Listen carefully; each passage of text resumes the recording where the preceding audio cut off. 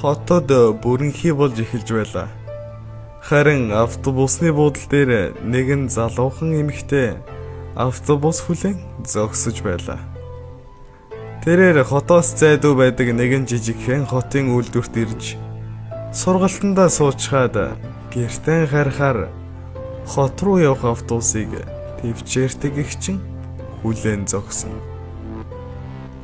10 минут өнгөрлөө.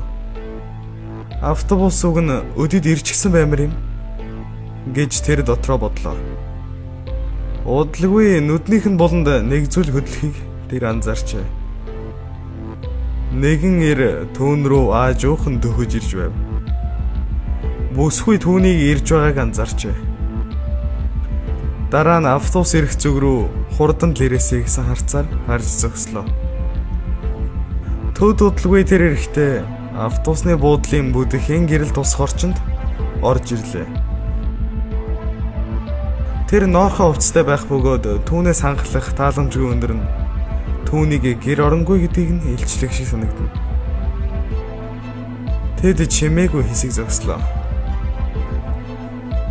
Нөгөө хоёр намгүн байдлыг эвдэж 5,000 төгрөг гэж хэллээ. Уучлаарай хэмээн эмэгтэй хэлэхэд 5,000 төгрөг гэж тэр давтан хэллээ. Уучлаарай хаа. Надад мөнгө байхгүй штэ гэж эмэгтэй баг зэрэг сандарсан байдлаар хэллээ.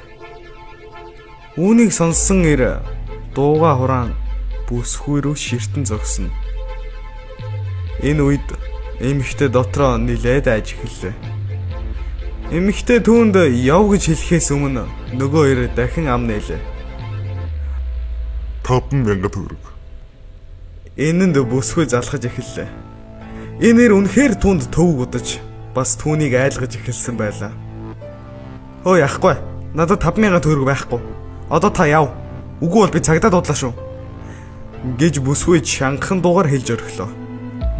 Нөгөө ир эргэн тойрноо нэг ажиглчхаад үгдүүгүй түүний хажуугаар зөрөөд зам дагаад алхаж эхэллээ.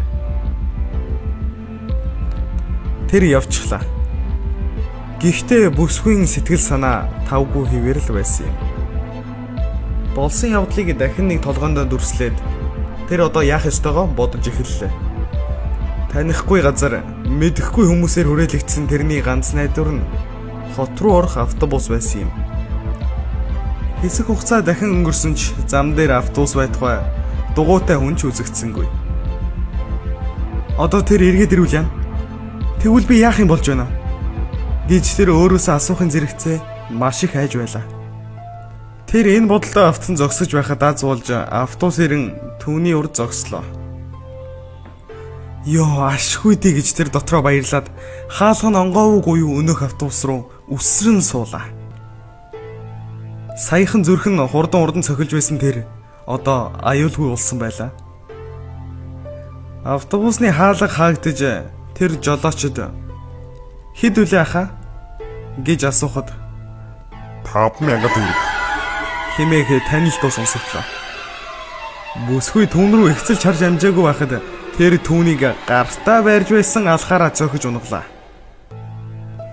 Автобусын дотор гэрэл унтрахтай зэрэгцэн автобус шөнийн харгуй зам руу шингэн алга боллоо.